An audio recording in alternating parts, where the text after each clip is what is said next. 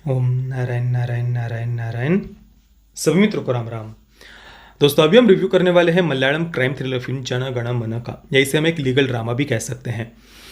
इस शुक्रवार को कई सारी फिल्में थिएटर में रिलीज हुई थी। हीरोपंती 2 और रनवे 34 तो थी ही, पर उनके साथ में ही जनगण मन, मराठी फिल्म चंद्रमुखी, हॉलीवुड की मेमोरी, तेलुगु फिल्म आचार्य, ये सारी फिल्में भी थिएटर में रिलीज हुई थी। अब रनवे 34 और हीरोपंती 2 का तो मैंने शुक्रवार को ही रिव्यू कर दिया था, पर ये जो बाकी की 4 फिल्में हैं उन्हें मैंने शनिवार को देखा था। आज है बुधवार को रात को 12:15 बजे के करीब मैं ये वीडियो शूट कर रहा हूँ।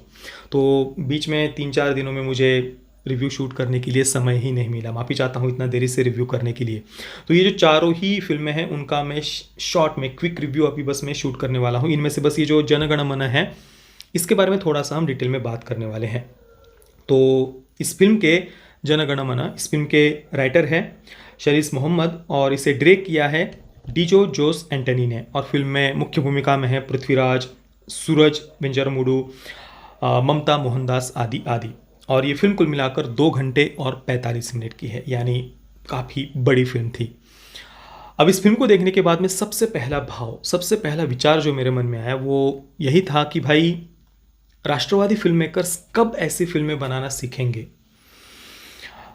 मतलब क्या फिल्म थी ये। इस फिल्म की कई सारी ऐसी बातें हैं, जन गण मन, इस फिल्म की कई सारी ऐसी बातें हैं जिनके साथ में मैं एग्री नहीं करता हूँ। जो कई सारी ऐसी बातें थी जो प्रॉब्लमेटिक भी थी। और इस फिल्म के जो राइटर डायरेक्टर हैं उनके राजनीतिक विचार भी फिल्म में हम स्पष्ट रूप से देख सकते हैं। बिल्कुल पॉलिटिकली बायस्ड ये फिल्म थी। कई सारी बातों से मैं बिल्कुल भी एग्री नहीं करता हूँ, पर फिर भी फिल्म के साथ शुरुआत से अंत तक मैं जुड़ा रहा। फिल्म में कई सारे ट्विस्ट और टर्न्स थे जिस कारण से हमारी उत्सुकता फिल्म देखने की बढ़ती जाती है कि आगे अब और क्या होने वाला है, आगे क्या दिखाने वाले हैं। और टेक्निकली एक्सट्रीमली वेल मेड ये फिल्म है। पर अगर हम बात करें राष्ट्रवादी फिल्म मेकर्स की, तो देखिए, मैं सबकी बात तो नहीं कर रहा हूँ। कुछ 2-3 फिल्म मेकर्स ऐसे हैं जो अच्छी फिल्में बनाते हैं, टेक्निकली वेल मेड। पर ज़्यादातर अगर हम देखें राष्ट्रवादी फिल्म मेकर्स को, तो बड़े ही दुख के साथ ये कहना पड़ता है कि उनका जो कंटेंट होता है वो बहुत बहुत मीडियोकर होता है। और मतलब ठीक है, फिल्मों का जो विषय होता है उस कारण से हमें वो फिल्में पसंद आती है, पर जब बात आती है टेक्निकली वेल मेड फिल्मों की, तो उसमें जो लेफ्ट की आइडियोलॉजी वाले जो फिल्म मेकर्स हैं उनका हाथ कोई नहीं पकड़ सकता। अब सबसे पहले जन गण मन, इस फिल्म की कहानी के बारे में संक्षेप में हम चर्चा करते हैं। तो एक कॉलेज है जिसमें सबा मरियम नाम की एक लेक्चरर है जिनकी हत्या हो जाती है, और मीडिया में फिर ये रिपोर्ट सामने आती है कि बलात्कार के बाद में उन्हें जिंदा जला दिया गया था। अब इस रिपोर्ट के सामने आने के बाद में पूरे देश भर में एक आक्रोश है, सब तरफ से न्याय की मांग उठती है।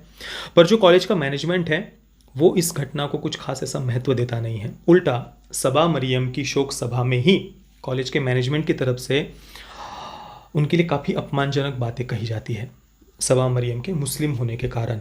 अब इसके बाद में कॉलेज के जितने भी छात्र हैं वो बहुत बहुत ज़्यादा, उनके अंदर गुस्सा है। वो अपनी सबसे प्रिय और पसंदीदा जो लेक्चरर है, टीचर है, उन्हें न्याय दिलाना चाहते हैं। और इस कारण से फिर ये जितने भी स्टूडेंट्स हैं वो सड़कों पर आ जाते हैं, एक आंदोलन वो शुरू कर देते हैं। और इसके बाद ये जो आंदोलन है वो पूरे देश में फैल जाता है। जितने भी देश भर के कॉलेजेस है, यूनिवर्सिटीज़ है, वहाँ के जो स्टूडेंट्स है वो सभी के सभी सड़कों पर आ जाते हैं और एक आंदोलन शुरू कर देते हैं सबा मरियम के लिए न्याय मांगने के लिए।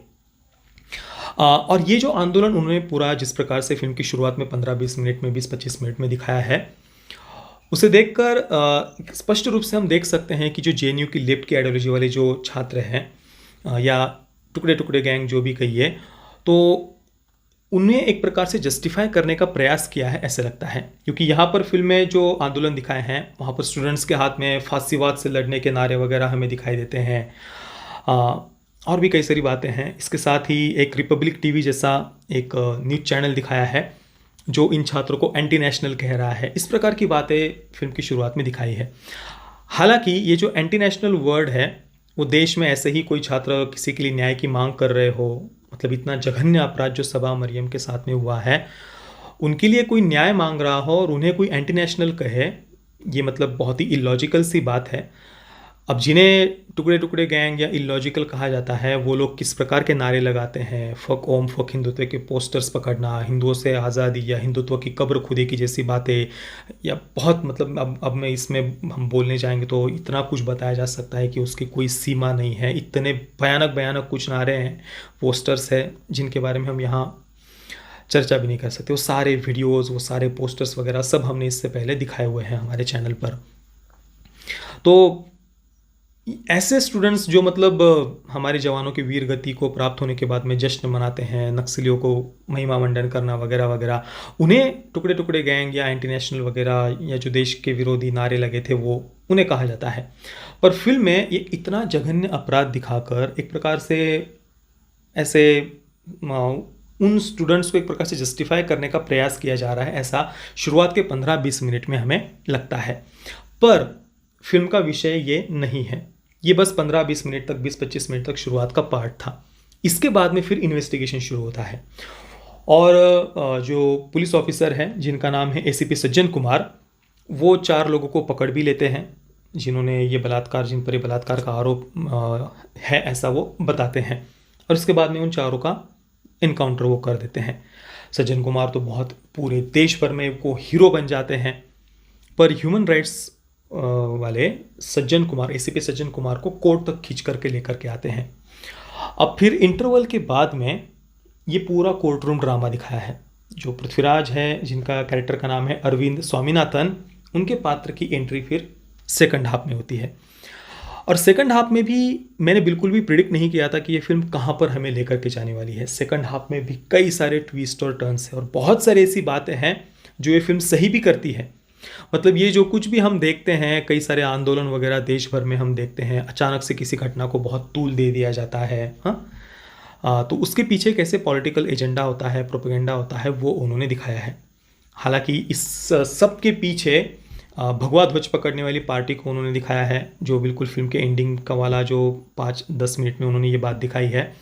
और उन आखिरी के 5-10 मिनटों के कारण जो ये फिल्म हमें सेकंड हाफ में इंटरवल के बाद काफ़ी इमोशनल करती है। सेकंड हाफ के बाद जो हम कोर्ट रूम ड्रामा देखते हैं वो हमें काफ़ी इमोशनल भी करता है। पर एकदम से फिर एंडिंग में जाकर आखिर के जो 5-7 मिनट है वहाँ पर इस सब के पीछे एक भगवा ध्वज पकड़ने वाली पार्टी को जो दिखाया है, वो देखकर मतलब जो भाई इतना फिल्म ने हमें इमोशनल किया था और फिर अचानक से एंडिंग में ये इस प्रकार से दिखाना, तो मतलब हाँ, एक जो भी राजनीतिक विचार या जो कुछ वो रखना चाहते हैं फिल्म के मेकर्स, वो हम आखिर में देख सकते हैं वो क्या कहना चाहते हैं।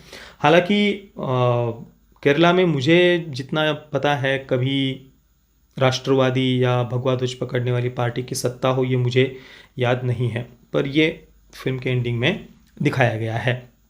और जैसा कि मैंने कहा, सेकंड हाफ के बाद में जो कोर्ट रूम ड्रामा है वो बहुत बहुत इंटरेस्टिंग है।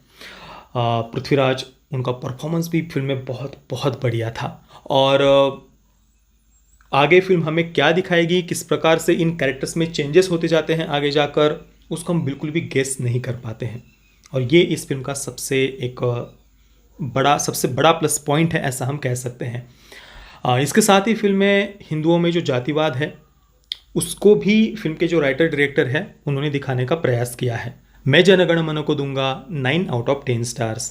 पेरेंटल गाइडेंस की बात करें तो फिल्म में कोई सेक्स, न्यूडिटी और कोई खास ऐसा वायलेंस वगैरह नहीं है। सेंसर बोर्ड ने फिल्म को यूए सर्टिफिकेट दिया हुआ है। बाकी दोस्तों, आपने अगर फिल्म को देखा है तो आपका एक्सपीरियंस कैसा रहा, मुझे आप नीचे कमेंट में अवश्य बताना। ये वीडियो देखने के लिए आप सभी मित्रों का बहुत बहुत धन्यवाद। जय श्री राम, वंदे मातरम।